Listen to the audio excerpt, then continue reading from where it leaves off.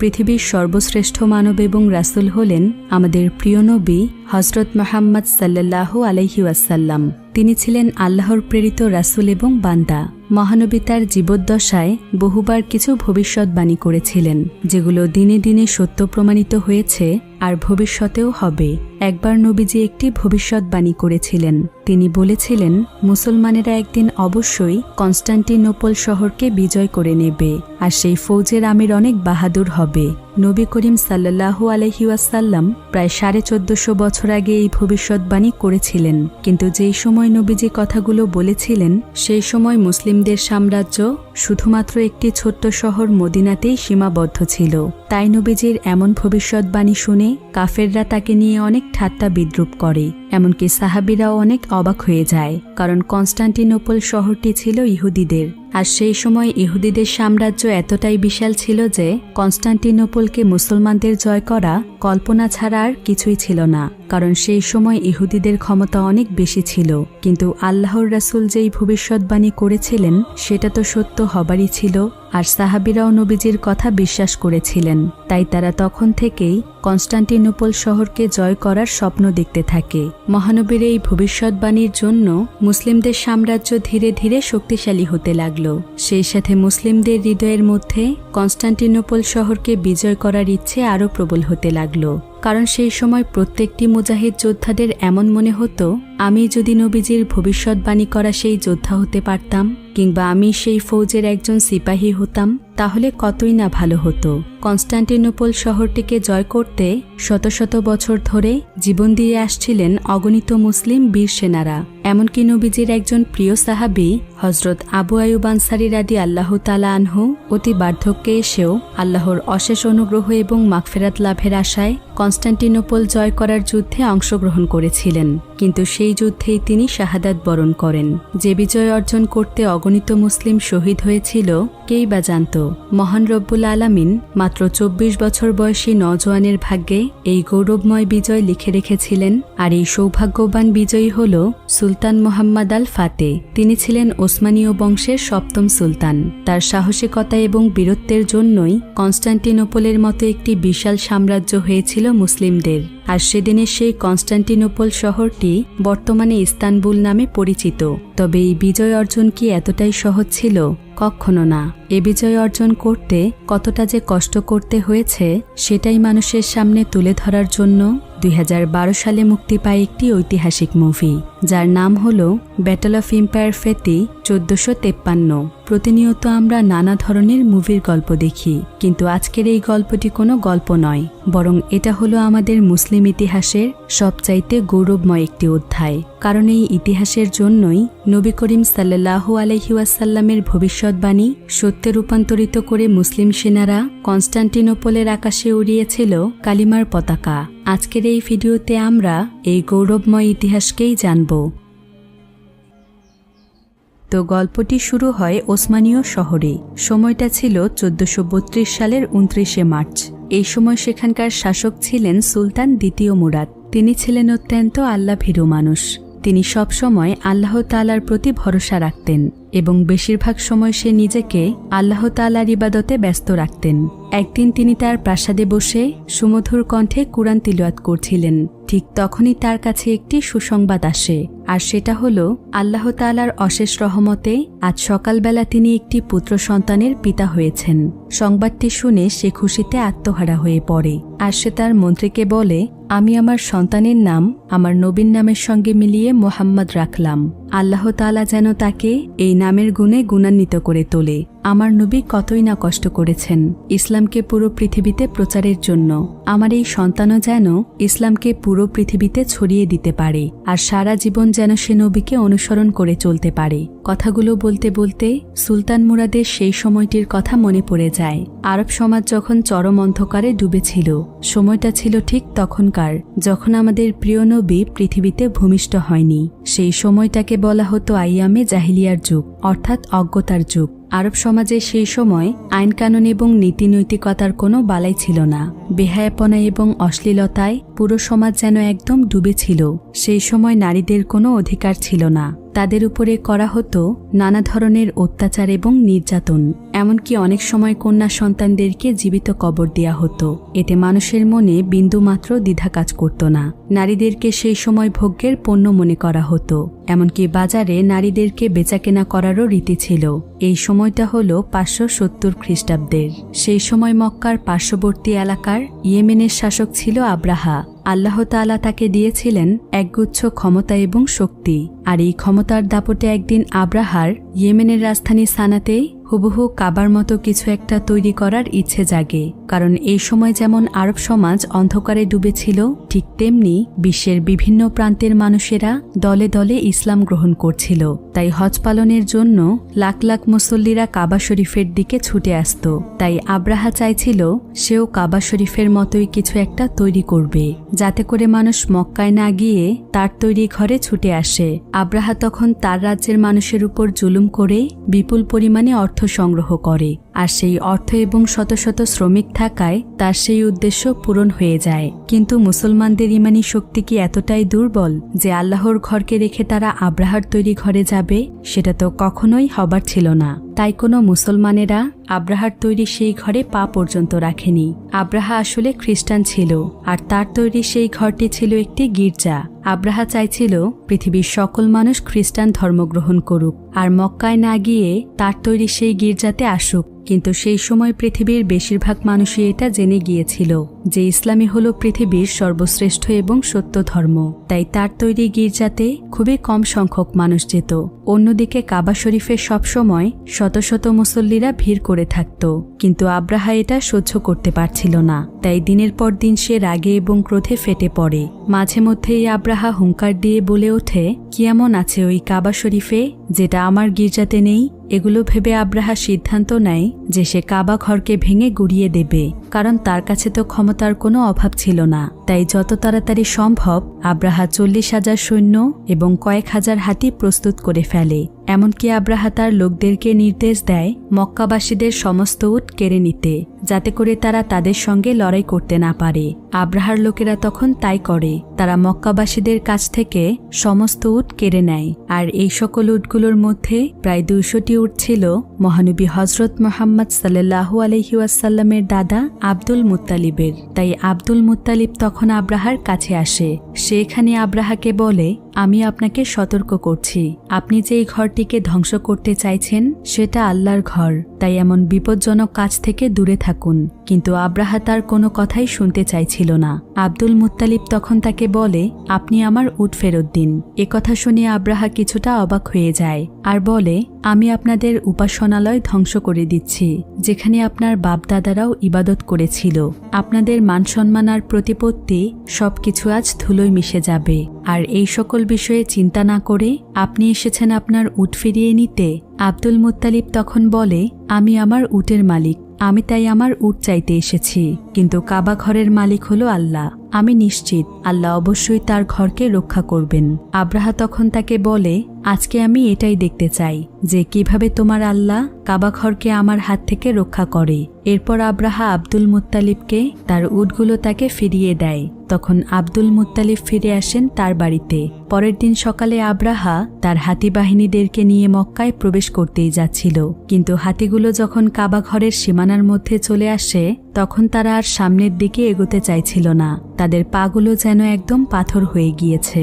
আব্রাহা এবং তার সঙ্গীরা তখন একটু চালাকি করে। জোর করে তারা হাতিগুলোর মুখ অন্যদিকে ঘুরিয়ে দেয় এবং তারা হাতিগুলোকে ভালো ভালো খাবার খেতে দেয়। আর সেই সমস্ত খাবার তারা ছড়িয়ে দেয় কাবা ঘরের সামনে। হাতিগুলো তখন সেই খাবারের লোভে আবারও কাবা ঘরের দিকে এগিয়ে যেতে থাকে। এদিকে আব্দুল মুত্তালিব অনেক চিন্তিত হয়ে পড়ে। সে ভারাক্রান্ত মন নিয়ে কাবা ঘরের সামনে চলে আসেন। কাবা ঘরের দরজায় একটি শিকল ছিল।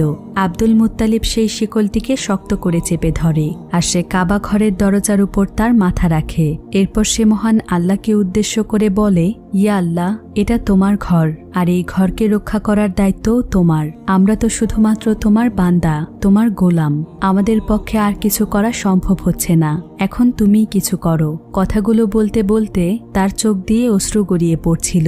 কিন্তু ঠিক তখনই সে আকাশ থেকে একটি আওয়াজ শুনতে পায়। তাই সে ধীরে ধীরে সামনের দিকে এগিয়ে আসে। ঠিক তখনই সে দেখতে পায় আকাশ থেকে শত শত আবাবিল পাখি ধেয়ে আসছে মক্কার দিকে।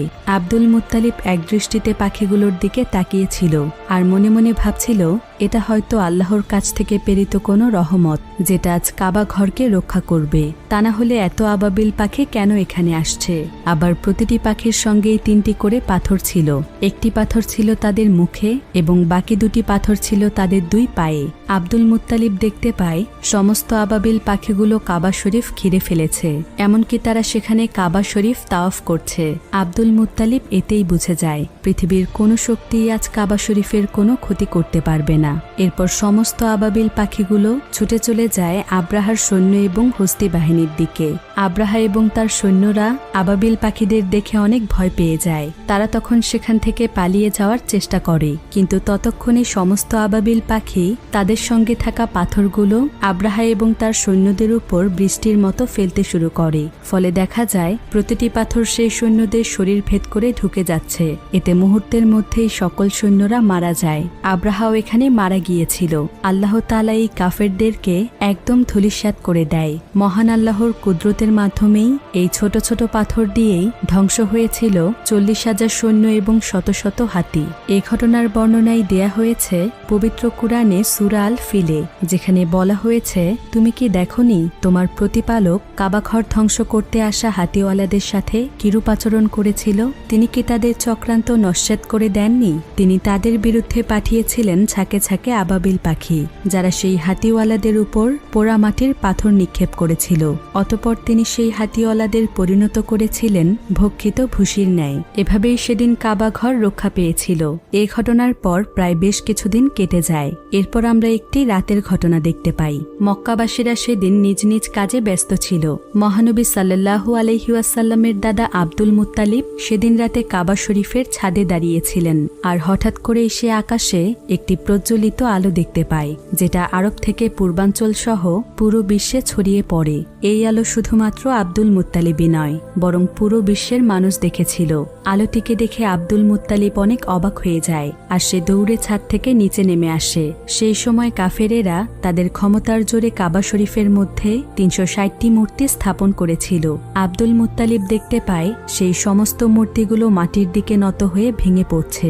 এরপর তিনি কাবা ঘর থেকে বাহিরে বেরিয়ে আসেন। তখন সে দেখতে পায় কুফা ও সিরিয়ার মধ্যবর্তী স্থানে পানি প্রবাহ শুরু হয়েছে, অথচ বহু বছর ধরে এখানে কেউ পানি দেখেনি। ঠিক তখনই আব্দুল মুত্তালিবের তার ঘরের দিকে চোখ পড়ে। সে এখানে দেখতে পায় আজকে তার ঘরের মধ্য থেকে অদ্ভুত এক ধরনের নূরের আলো বের হচ্ছে, যেটা এর আগে সে কোনোদিনও দেখেনি।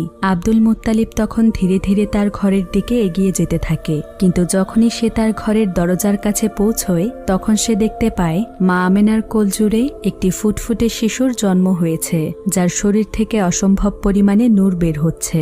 আর সেদিনের সেই শিশুটিই ছিল আমাদের প্রিয় নবী হযরত মুহাম্মদ সাল্লাল্লাহু আলাইহি ওয়াসাল্লাম। এভাবেই সেদিন ভূমিষ্ঠ হয়েছিল পৃথিবীর সর্বশ্রেষ্ঠ মানব। এরপর থেকেই পুরো দুনিয়া বদলে যায়। আরবের অন্ধকার সমাজ ধীরে ধীরে আলোর দিশা পেতে শুরু করে। ইসলাম ধর্ম ছড়িয়ে পড়ে পুরো বিশ্বে। কিন্তু সবকিছু কি এতটাই সহজ ছিল? এর জন্য আমাদের নবীকে সহ্য করতে হয়েছে শত দুঃখ, কষ্ট এবং যন্ত্রণা। ইসলাম ধর্মকে প্রচারের জন্য কতবার যে আমাদের নবীকে রক্তাক্ত হতে হয়েছে, কতদিন যে তিনি না খেয়ে থেকেছে, তার কোনো হিসেব ছিল না। তারপরও তিনি কখনো থেমে থাকেননি। জীবনের শেষ মুহূর্ত পর্যন্ত লড়াই করে গিয়েছেন ইসলাম প্রচারের জন্য।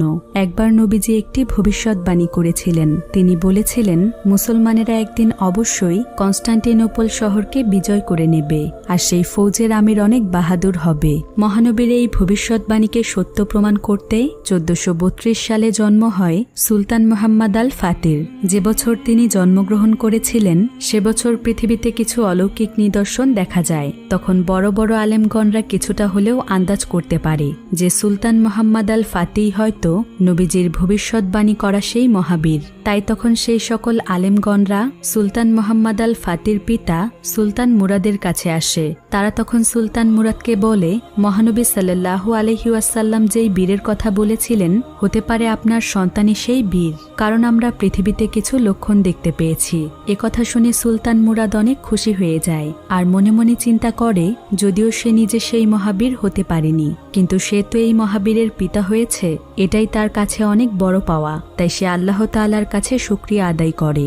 এরপর সুলতান মুরাদ ছোটবেলা থেকেই তার ছেলেকে সবকিছুতে দক্ষ করে তোলে এবং তার ছেলের পড়াশোনার জন্য কয়েকজন দ্বীনী শিক্ষক নিযুক্ত করেন, যাতে করে ছোটবেলা থেকেই তার মনে ইসলামী শিক্ষা প্রভাব ফেলতে পারে। সুলতান মুহাম্মদের সবচাইতে পছন্দের শিক্ষক ছিলেন আক শামসুদ্দিন। একদিন তিনি সুলতান মুহাম্মদের কাছে আসেন আর বলেন, তুমিই হবে সেই মহাবীর যে কিনা কনস্টান্টিনোপলকে জয় করবে। একদিন তুমি অবশ্যই মহানবীর ভবিষ্যৎবাণীকে সত্য প্রমাণিত করবে, ইনশাআল্লাহ। আমি গর্বিত যে আমি তোমার শিক্ষক হতে পেরেছি। এ সময় সুলতান মুহাম্মদের বয়স ছিল 11 বছর, কিন্তু অভিজ্ঞতা অর্জনের জন্য এত কম বয়সেই তাকে অ্যামাসিয়া শাসনের জন্য পাঠিয়ে দেয়া হয়।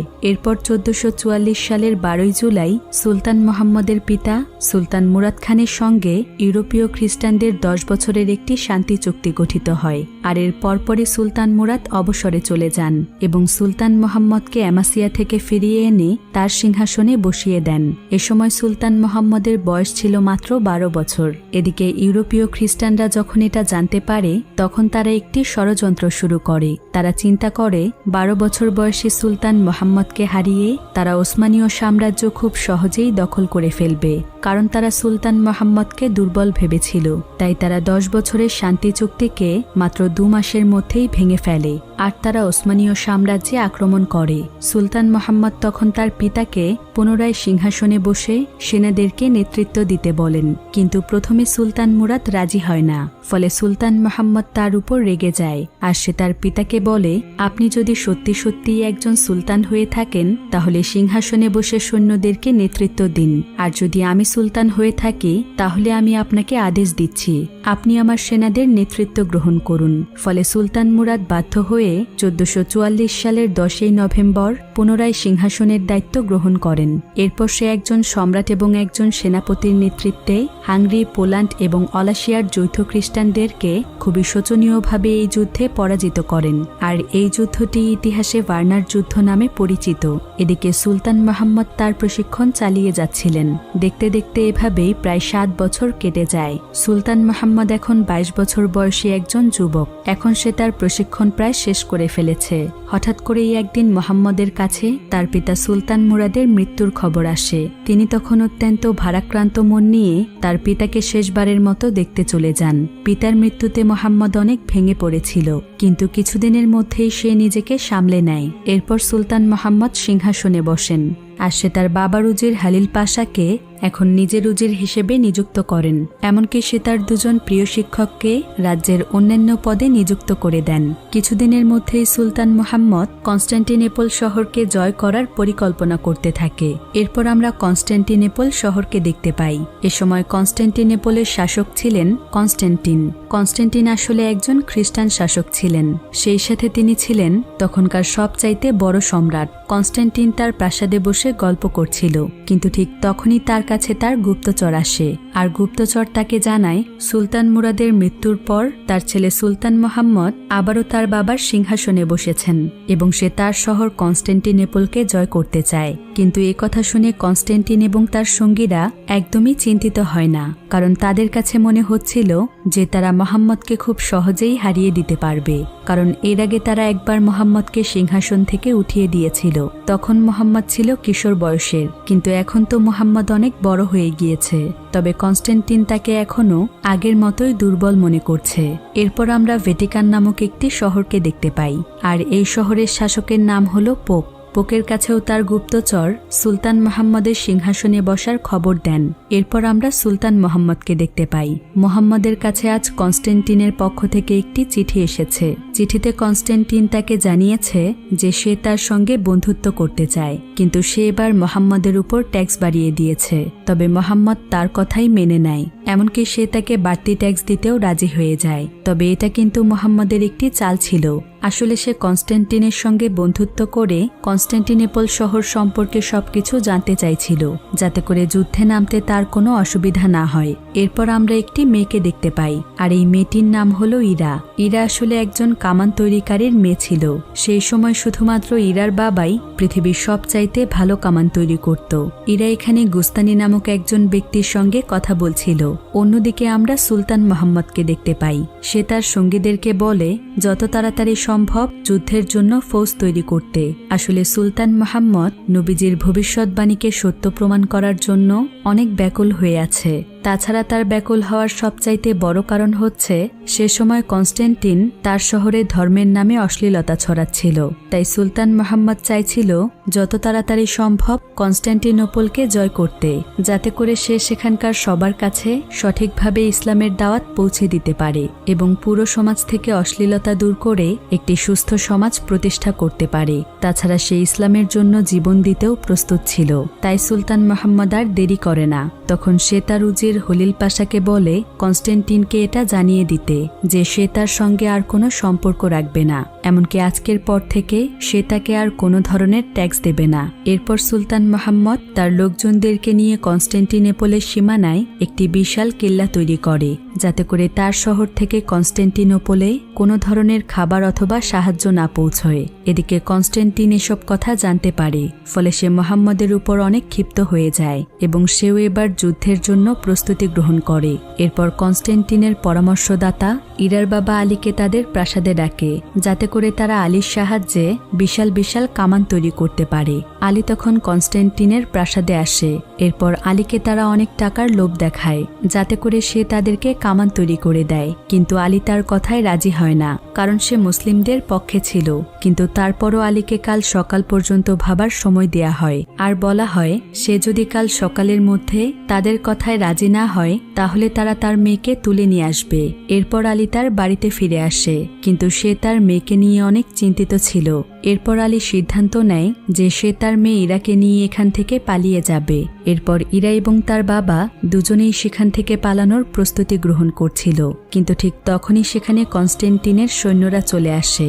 আসলে কনস্ট্যান্টিনের সন্দেহ হয়েছিল যে আলী হয়তো এখান থেকে পালিয়ে যেতে পারে, তাই সে তার সৈন্যদেরকে বিষয়টি দেখার জন্য পাঠিয়ে দিয়েছে। কনস্ট্যান্টিনের সৈন্যরা আলী এবং ইরাকে জোর করে সেখান থেকে নিয়ে যেতে চাইছিল, কিন্তু এমন সময় সেখানে হাসান নামক একজন সেনাপতি চলে আসে। আসলে হাসান হলো সুলতান মোহাম্মদের বিশেষ সেনাপতি, কারণ সুলতান মোহাম্মদ হাসানকে সবচাইতে বেশি ভালোবাসত, কেননা হাসান ছিল তার সবচাইতে সাহসী এবং শক্তিশালী সেনাপতি। হাসান এখানে ইরা এবং আলীকে বাঁচিয়ে নেয়। এরপর সে তাদের দুজনকে সুলতান মোহাম্মদের কাছে নিয়ে যায়। অন্যদিকে কনস্ট্যান্টিন এটা জানতে পারে যে কামান তৈরিকারী আলী এখন মোহাম্মদের হেফাজতে রয়েছে, অর্থাৎ সে অনেক বড় একটি সুযোগ হাতছাড়া করে ফেলেছে। এতে সে মোহাম্মদের উপর আরো বেশি ক্ষিপ্ত হয়ে যায়। ফলে সে এবার মোহাম্মদকে হত্যা করার পরিকল্পনা করে। তাই কনস্ট্যান্টিন তার আশেপাশের অঞ্চলের সমস্ত রাজাদেরকে তার পক্ষে নিয়ে আসে এবং তারা সবাই মোহাম্মদের বিরুদ্ধে চলে যায়, কারণ তারা সকলেই খ্রিস্টান ছিল। এদিকে মোহাম্মদের উজির হলিল পাশা তাকে জানায় যে আশেপাশের অঞ্চলের সমস্ত রাজারা এখন কনস্ট্যান্টিনের পক্ষে চলে গিয়েছে। তাই তাদের দল এখন অনেক শক্তিশালী, কারণ আশেপাশের সমস্ত রাজারা কনস্ট্যান্টিনকে সাহায্য করছে। সুলতান মোহাম্মদ তখন তাকে বলে কনস্ট্যান্টিনকে তো রাজারা সাহায্য করছে, কিন্তু আমাদের কাউকে প্রয়োজন নেই, কারণ আমাদেরকে সাহায্য করবে আল্লাহ। এরপর মোহাম্মদ তার সকল সৈন্যদেরকে নিয়ে পৃথিবীর সবচাইতে বড় এবং শক্তিশালী কামান তৈরি করে। সে সময় সবচাইতে দূরপাল্লার কামান তিনিই তৈরি করেছিলেন। এরপর সমস্ত ধরনের রণপ্রস্তুতি করে 1453 সালের 6 এপ্রিল সুলতান মোহাম্মদ তার সৈন্যদেরকে নিয়ে কনস্ট্যান্টিনোপলের নগর প্রাচীরের সামনে চলে আসেন। এরপর সে তার কামান এবং অস্ত্রগুলো সঠিক জায়গায় বসিয়ে প্রথমেই নগর প্রাচীরের উপর হামলা করে। কিছুক্ষণ পরেই সুলতান মোহাম্মদের সৈন্যরা আল্লাহু আকবার বলেই কনস্ট্যান্টিনের সৈন্যদের উপর ঝাঁপিয়ে পড়ে। এদিকে সুলতান মোহাম্মদের বাকি সৈন্যরা তাদের সমস্ত রণতরীগুলো কনস্ট্যান্টিনোপলের পাশে থাকা বসফরাস প্রণালীতে নিয়ে আসে, কিন্তু তারা চাইলেই কনস্ট্যান্টিনোপল শহরের নদীতে আসতে পারছিল না, কারণ কনস্ট্যান্টিনোপলের নদীতে প্রবেশ করার যেই রাস্তা ছিল সেটা শিকল দিয়ে বন্ধ করে দেয়া হয়েছে, যাতে করে সুলতান মুহাম্মদের সৈন্যরা রণতরীর মাধ্যমে তাদের শহরে হামলা করতে না পারে। কিন্তু কনস্ট্যান্টিনের সৈন্যরা তাদের রণতরীর মাধ্যমে ওসমানীয় সৈন্যদের উপর হামলা করছিল, অর্থাৎ তারা নিজেদের প্রতিরক্ষার জন্য সকল দিক থেকেই প্রস্তুত ছিল। অন্যদিকে মুহাম্মদের সবচাইতে প্রিয় সেনাপতি হাসান সকল সৈন্যদেরকে নেতৃত্ব দিচ্ছিল। এদিকে যেমন ওসমানীয় সৈন্যরা তাদের গোলা এবং প্রস্তরের মাধ্যমে কনস্ট্যান্টিনোপলের নগর প্রাচীর ভেঙে ফেলছিল, ঠিক তেমনি কনস্ট্যান্টিনের সৈন্যরাও অতি দক্ষতার সাথে সঙ্গে সঙ্গে এই প্রাচীরটিকে মেরামত করে ফেলছিল। তাই প্রাচীরটিকে ভাঙা কোনোভাবেই সম্ভব হচ্ছিল না। এক পর্যায়ে ওসমানীয় সৈন্যরা বড় বড় মইয়ের সাহায্যে নগর প্রাচীর পার হওয়ার চেষ্টা করে, কিন্তু কনস্ট্যান্টিনের সৈন্যরা তখন তাদের উপর গরম তেল ঢেলে দিচ্ছিল, ফলে ওসমানীয়রা সেখান থেকে সরে আসতে বাধ্য হয়। কনস্ট্যান্টিন আসলে আগে থেকেই তাদেরকে প্রতিরোধ করার জন্য আলাদাভাবে এই তেলের ব্যবস্থা করে রেখেছিলেন। এভাবেই তাদের মধ্যে সারাদিন যুদ্ধ চলছিল। এরপর রাতের বেলা সুলতান মুহাম্মদ একটি নতুন কৌশল অবলম্বন করেন। তিনি সেই নগর প্রাচীরের চাইতে উঁচু বিশাল কয়েকটি মিনার তৈরি করেন, যাতে করে তারা খুব সহজেই নগর প্রাচীর পার হতে পারে। এরপর ওসমানীয় সৈন্যরা তাদের মিনারগুলো নিয়ে নগর প্রাচীরের সামনে চলে যায়। এতে কনস্ট্যান্টিনের সৈন্যরা আরও বেশি সতর্ক হয়ে ওঠে এবং সঙ্গে সঙ্গেই তারা ওসমানীয় সৈন্যদের উপর জ্বলন্ত রজনের গোলা ছুটতে শুরু করে। এমনকি তারা তাদের সকল মিনারে আগুন লাগিয়ে দেয়, ফলে তাদের এই পরিকল্পনাও ব্যর্থ হয়ে যায়। এখানে সুলতান মুহাম্মদের অসংখ্য সৈন্য শাহাদাত বরণ করেন। পরে তাদেরকে একসঙ্গে গণকবর দেয়া হয়। এরপর মুহাম্মদ আরও একটি নতুন পরিকল্পনা বের করে। তার পরিকল্পনা অনুযায়ী পরের দিন সকালে সে কোনো যুদ্ধ করে না, বরং সে তার সৈন্যদেরকে মাটির নিচ দিয়ে রাস্তা তৈরি করতে বলে, যাতে করে তারা মাটির নিচের রাস্তা দিয়েই কনস্ট্যান্টিনোপলের নগর প্রাচীর পার হতে পারে। সৈন্যরা তখন তার কথা মতোই কাজ শুরু করে দেয়। সেদিন থেকেই তারা মাটির নিচে রাস্তা বানাতে থাকে। এদিকে পরের দিন সকালে যুদ্ধ না করায় কনস্ট্যান্টিন মনে করে যে মুহাম্মদ হয়তো ভয় পেয়েছে, তাই সে আর যুদ্ধ করতে আসবে না, অর্থাৎ তারা হয়তো এই যুদ্ধে জিতে গিয়েছে। তাই কনস্ট্যান্টিন তার সঙ্গীদেরকে নিয়ে রাতের বেলা একটি নাচ গানের উৎসবের আয়োজন করে। এদিকে মুহাম্মদের সৈন্যরা খুব ভালোভাবেই মাটির নিচে সুড়ঙ্গ তৈরি করছিল, কিন্তু হঠাৎ করে এই সুড়ঙ্গে ধস নেমে আসে। ফলে কনস্ট্যান্টিনের সৈন্যরা তাদের উপস্থিতি টের পেয়ে যায়, তাই তারা সবাই সেই সুড়ঙ্গের মধ্যে প্রবেশ করে। এদিকে মুহাম্মদের সৈন্যরা এটা বুঝে ফেলে যে তারা আর বাঁচতে পারবে না, কারণ এখানে কনস্ট্যান্টিনের শত শত সৈন্যরা ধেয়ে আসছে। তাই তারা সেখানে একটি বিস্ফোরণ ঘটায়, ফলে তাদের সঙ্গে সঙ্গে কনস্ট্যান্টিনের সেই সৈন্যরাও মারা যায়। অর্থাৎ এবারও মুহাম্মদের পরিকল্পনা ব্যর্থ হয়েছে। মুহাম্মদ এতে অনেক ভেঙে পড়ে এবং সে দিন দিন তার মনের জোর হারিয়ে ফেলতে থাকে। তাই এখন মুহাম্মদ বড় বড় আলেমদের সঙ্গে সময় কাটাতে শুরু করে, যাতে করে তার ঈমানী শক্তি এবং আত্মবিশ্বাস বৃদ্ধি পায়। এভাবেই সুলতান মুহাম্মদের দিন কাটছিল। কিন্তু হঠাৎ করেই একদিন আল্লাহর অশেষ রহমতে সুলতান মুহাম্মদের মাথায় এমন একটি কৌশল চলে আসে, যেটা এর আগে কেউ কখনো কল্পনাও করেনি। আসলে কনস্ট্যান্টিনোপল এমন একটি শহর যার 3 দিকে নদী রয়েছে, আর একদিকে রয়েছে স্থলভাগ। আর সেই নদীর সমুদ্র বন্দরের নাম হলো গোল্ডেন হর্ন, যেটা তারা শিকল দিয়ে বন্ধ করে রেখেছে, যাতে করে ওসমানীয় সৈন্যরা সেখানে তাদের রণতরীগুলো নিয়ে যেতে না পারে। অর্থাৎ সুলতান মুহাম্মদের রণতরীগুলো জলপথে কনস্ট্যান্টিনোপল শহরে নিয়ে যাওয়া সম্ভব ছিল না। কিন্তু সুলতান মুহাম্মদ এবার চিন্তা করে, যদিও তারা জলপথে রণতরীগুলোকে সেখানে নিয়ে যেতে পারবে না, কিন্তু তারা চাইলে তো রণতরীগুলোকে স্থলপথ দিয়ে নিয়ে যাওয়ার চেষ্টা করতে পারে। কারণ যদি তারা কোনো মতে রণতরীগুলোকে একবার গোল্ডেন হর্নে নিয়ে যেতে পারে, তাহলে তারা 2 দিক থেকেই সমানভাবে আক্রমণ করতে পারবে। কারণ কনস্ট্যান্টিনরা শুধুমাত্র তাদের নগর প্রাচীরের দিকেই মনোযোগী ছিল। এমনকি তারা ওসমানীয়দেরকে প্রতিরোধ করতে শুধুমাত্র নগর প্রাচীরের সমস্ত সুরক্ষা দিয়ে রেখেছিল। তাই সুলতান মুহাম্মদ আর দেরি না করে সেদিন রাতের বেলায় তার সেনাদেরকে নিয়ে কাজে লেগে পড়ে। প্রথমে তারা অনেকগুলো কাঠের তক্তাকে তেল লাগিয়ে পিচ্ছিল করে তোলে। এরপর সেই পিচ্ছিল কাঠগুলোকে তারা প্রায় 10 মাইল স্থলভাগের রাস্তাতে বিছিয়ে দেয়। আর সেই পিচ্ছিল রাস্তার উপর দিয়ে তারা একটি একটি করে রণতরী টেনে টেনে গোল্ডেন হর্নে আনতে থাকে। কিন্তু এই কাজটি মোটেও সহজ ছিল না। তাই তারা যাতে ক্লান্ত না হয়ে যায়, সেজন্য তারা রণতরী টানার সঙ্গে সঙ্গে আল্লাহু আকবার বলে চিৎকার দিতে থাকে। এতে তাদের আত্মবিশ্বাস এবং শক্তি অনেক বেড়ে যায়। আর এভাবেই তারা অনেক সাহসী সাহসিকতার সাথে প্রায় ৮০টির মতো রণতরী গোল্ডেন হর্ন সমুদ্র বন্দরে নিয়ে আসে। এই অসম্ভব কাজ তারা রাতের অন্ধকারেই করেছিল, যার ফলে কনস্ট্যান্টিনরা কিছুই বুঝতে পারেনি। এরপর সুলতান মুহাম্মদ তার সৈন্যদেরকে বলে আগামীকাল সকালেই কনস্ট্যান্টিনোপলে চূড়ান্তভাবে আক্রমণ করবে। এছাড়া তিনি সবাইকে উদ্দেশ্য করে আরও বলেন, আমরা আমাদের সবকিছু নিয়ে প্রস্তুত হয়েছি। এই যুদ্ধ আমাদের ইমানের, তাই ভয় পেলে চলবে না। আল্লাহর উপর ভরসা রাখতে হবে। তারা যতই শক্তিশালী হোক, আমাদের ইমানি শক্তির কাছে তাদের এই শক্তি কিছুই নয়। তবে হ্যাঁ, যুদ্ধের জন্য অমানবিক হয়ে গেলে চলবে না। যদি কোনো নারী অথবা শিশু কিংবা কোনো বৃদ্ধ মানুষ যুদ্ধের ময়দানে চলে আসে, তাহলে তাদেরকে হত্যা করা যাবে না। আর যদি কোনো মানুষ তার জীবনের নিরাপত্তা চায়, তাহলে তাকে অবশ্যই নিরাপত্তা দিতে হবে। এরপর সুলতান মুহাম্মদ আল্লাহু আকবার ধ্বনিতে তাদের মনকে উজ্জীবিত করে তোলে। কিছুক্ষণ পরেই ফজরের আজান দেয়। সুলতান মুহাম্মদ তখন তার লাখ লাখ সৈন্যদেরকে নিয়ে যুদ্ধের ময়দানেই নামাজে দাঁড়িয়ে যায়। আর নামাজ শেষ করে সে আল্লাহর দরবারে ফরিয়াদ জানায়, যাতে করে আল্লাহ তাদেরকে এই জিহাদে বিজয়ী করে দেন। এরপর সকাল হলেই তারা যুদ্ধের কাজে মনোনিবেশ করেন। এদিকে কনস্ট্যান্টিনরা দেখতে পায় গোল্ডেন হর্ন সমুদ্র বন্দরে ওসমানীয়দের ৮০টি রণতরী তাদের দিকে মৃত্যুর দূতের মতো ধেয়ে আসছে। কারণ তারা এটাই বুঝতে পারছিল না যে এতগুলো রণতরী এক রাতের মধ্যেই তারা কিভাবে এখানে নিয়ে আসলো। এদিকে সুলতান মুহাম্মদ আলীর সাহায্যে একটি বিশাল বড় কামান তৈরি করেছিল। মুহাম্মদ প্রথমেই সেই কামানটির মাধ্যমে কনস্ট্যান্টিনোপলের নগর প্রাচীরে গোলা নিক্ষেপ করে, ফলে প্রাচীরটি এবার সম্পূর্ণ ভেঙে যায়। এদিকে মুহাম্মদের বাকি সৈন্যরা রণতরীর মাধ্যমে পেছন থেকে কনস্ট্যান্টিনের সৈন্যদের উপর আক্রমণ করে। এতে করে কনস্ট্যান্টিন বাহিনী অনেক দুর্বল হয়ে যায়। তারা কি করবে কিছুই বুঝতে পারছিল না। এদিকে মুহাম্মদের বাকি সৈন্যরা নগর প্রাচীর ভেদ করে ভেতরে চলে যায়। এবার দুই পক্ষের মধ্যেই বিশাল এক যুদ্ধ শুরু হয়ে যায়। অন্যদিকে হাসান কালিমার পতাকা নিয়ে কনস্ট্যান্টিনোপলের মিনারে ওঠে, কিন্তু কনস্ট্যান্টিনের সৈন্যরা তার বুকে তীর ছুঁড়ে মারে। এতে হাসান একদম আহত হয়ে যায়, কিন্তু তারপরও সে কনস্ট্যান্টিনোপলের মিনারে কালিমার পতাকা লাগিয়ে দেয়, আর সঙ্গে সঙ্গেই সে সেখানে শাহাদাত বরণ করে। এদিকে ওসমানীয় সৈন্যরা যখন কনস্ট্যান্টিনোপলের আকাশে কালিমার পতাকা দেখতে পায়, তখন তাদের শক্তি যেন আরও বেড়ে যায়। এবার তারা পুরো দমে লড়াই করতে থাকে। এক পর্যায়ে দেখা যায় ওসমানীয় সৈন্যরা কনস্ট্যান্টিনের সমস্ত সৈন্যদেরকে মেরে ফেলেছে। সমস্ত কনস্ট্যান্টিন সৈন্যরা একদম ধূলিসাৎ হয়ে গিয়েছে। এমনকি কনস্ট্যান্টিনও এখানে মারা যায়। অবশেষে সুলতান মুহাম্মদ কনস্ট্যান্টিনোপলকে জয় করেছে, অর্থাৎ সে মহানবীর ভবিষ্যৎবাণীকে সত্য প্রমাণিত করেছে।